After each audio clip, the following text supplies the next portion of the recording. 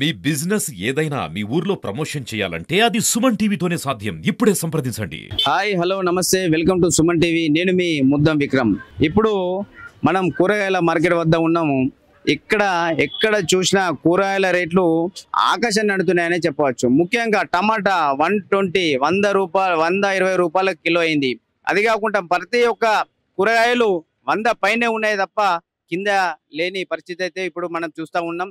దాంతో పాటు కూరగాయలనే కాదు, మిగతా ఆకుకూరలు, బీరకాయ, వంకాయ, ఆలుగడ్డలు, ఉల్లిగడ్డలు ఏది ఉన్నా కానీ కూడా రేట్లు అయితే ఆకాశాన్ని నడుతున్నాయని మనం చెప్పవచ్చు. దాంతో పాటు సరే కూరగాయల సంగతి పక్కకు పెడితే నిత్యావసర సరుకులు, పప్పులు కానీ, తొగరు పప్పు కానీ, పెసరపప్పులు కానీ, మిగతా ఏదైనా కానీ నిత్యావసర వస్తువులు చాలా రేట్లు పెరిగి సామాన్యులకు చాలా ఇబ్బంది పడుతున్నారని చెప్పవచ్చు. ముఖ్యంగా ప్రభుత్వాలు మారుతా ఉన్నాయి, కానీ దీనికి ఒక పరిష్కార మార్గం అయితే కనబడటం లేదు. ఇది మనం ముఖ్యంగా చూస్తే ఒక నారాయణమూర్తి గారి సినిమాలో ఒక పాట గుర్తుకొస్తా ఉన్నది. ఏం కొనేటట్టు లేము, ఏం తినేటట్టు లేము, నాగులో నాగులా ఎట్లా బతికేదిరా అన్నట్టు ఒక సాంగ్ కూడా ఉన్నది. ఇప్పుడు సామాన్య ప్రజల వాయిస్ కూడా అదే ఉన్నది. ఎందుకంటే ఎక్కడ చూసినా పెరిగిన రేట్ల వల్ల జీవనం బతుకు జీవుడా అంటూ సాగుతా ఉన్నది. ఇప్పుడు ఈ పెరిగిన రేట్లపై ఇక్కడ ఉన్న జనాలకి మనం ఒకసారి అడిగి వాళ్ళ స్పందన ఏందో తెలుసుకుందాం.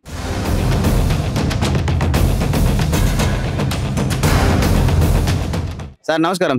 సార్ ఈ రోజు కూరగాయలు కొనాలంటే జనాలకు బాగా కొనాల అద్దా అనేది ధైర్యం ముందరికి వస్తలేదు. ఎందుకంటే సామాన్య జనాల్లో కూడా వర్షాలు పడక పంటలు నష్టపోవట్లా, మరి విపరీతమైన రేట్లు పెరిగే అవకాశాలు ఉన్నాయి. కాబట్టి జనాలు కొనాలంటే కూడా భయముందంలో పడుతున్నారు. కాబట్టి అటువంటి ఇప్పుడు పెరగాలనేది కూడా కొంచెం మనం ఆలోచించి కొనాల్సింది ఉన్నది.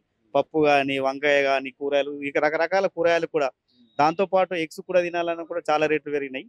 మరి దీనివల్ల మనకు కొంచెం నష్టం కూడా తగ్గించాలని మనం ఆలోచిస్తున్నాం.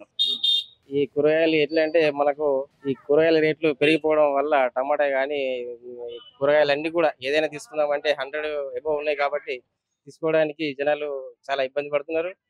మన దగ్గర పండించే రైతులకు కనీసం వాటర్ కూడా లేకపోవడం వల్ల వాళ్ళు వ్యవసాయం పండించి కూరగాయలు పండించలేకపోతున్నారు. దాంతో పాటు పక్క రాష్ట్రాల నుంచి తెచ్చుకోవడం వల్ల ట్రాన్స్పోర్ట్ ఛార్జీలతోటి ఈ దుకాణంలో దొరికేటటువంటి కూరగాయల షాపులో కూడా రేట్లు పెరిగిపోవడంతో తీసుకోవడమే మానేస్తున్నారు. అదే విధంగా ఈ ఎగ్స్ కానీ, చికెన్, మటన్ ధరలు కూడా ఆకాశాన్ని అంటుతున్నాయి. కాబట్టి అటుపక్క వెళ్లే వాళ్ళే కరువైపోతున్నారు.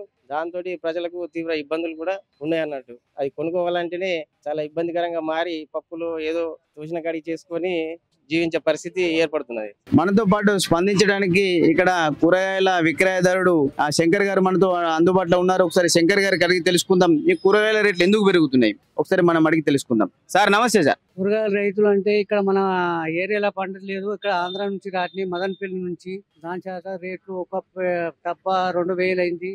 దాన్ని బట్టి మేము అమ్ముతున్నాము. 10 రోజు మన అక్కడ ఉన్నప్పుడు రోజు 2 కుంటలు అమ్మేది, ఇప్పుడు అర్ధ కుంటలు పెరిగి మేము అమ్మకొచ్చినాము. బిర్యం చేయంగా ఇబ్బంది పడుతున్నారు పబ్లిక్. దాని చేయంగా మేము మా దగ్గర టమాటాలు బిర్యం అమ్మకొచ్చినాయి.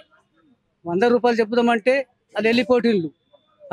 అప్పుడు 20 రూపాయలు 30 రూపాయలు కిలోప్పుడు 2 కిలోలు 3 కిలోలు కొనేవాళ్ళు. బీరకాయ కొంటే 120, వంకాయ కొంటే 80, 6 బెండకాయ కొంటే 80, క్యాప్సమ్ 100, అన్ని కూరగాయలు బీరకాయ గోబీ 100, ములక్కాయలు 120, మిర్చి 120, అన్ని ఇబ్బంది చేత మా దగ్గర కూరగాయలు మీరు ఎక్కమ్మకి వచ్చినాయి. మేమే పర్సన్ కట్టినాము. పబ్లిక్ బాధపడుతున్నారు. ఇంతగానో పిరమిడ్ ఎట్లా కూరగాయలు అంటే ఇక ఇక్కడ మన ఏరియా మనకు వచ్చినాయి. మేము అక్కడ నిజామాబాద్ బీట్ నుంచి తెప్పియాము. ఇక తెచ్చిన మాకు అమ్మకి వచ్చినాయి.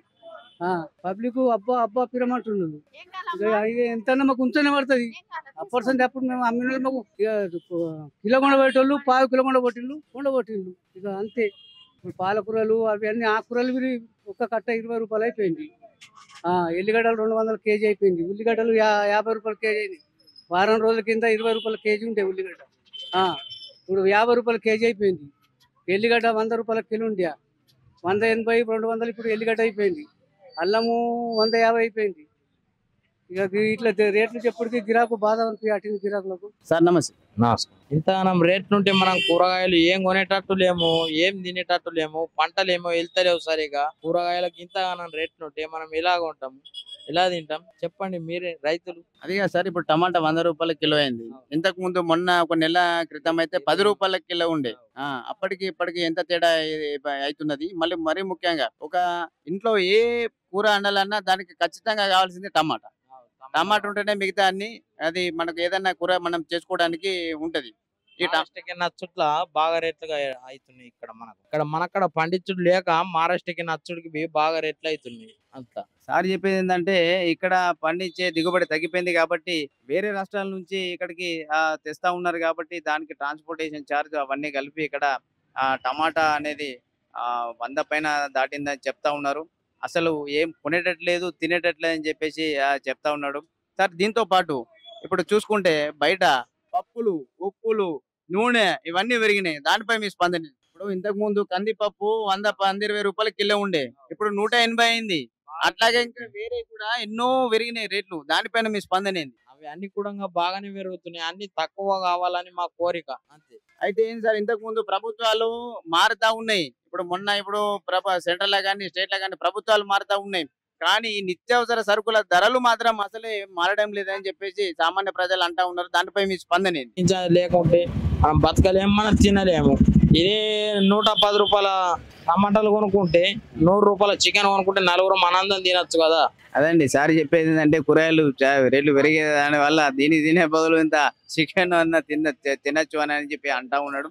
కాకపోతే సార్ చికెన్ కూడా 280 రూపాయల కిలో అయినా ఇప్పుడు పరిస్థితి. దాని రేటు కూడా చాలా బాగా పెరిగిందని చెప్తా ఉన్నా.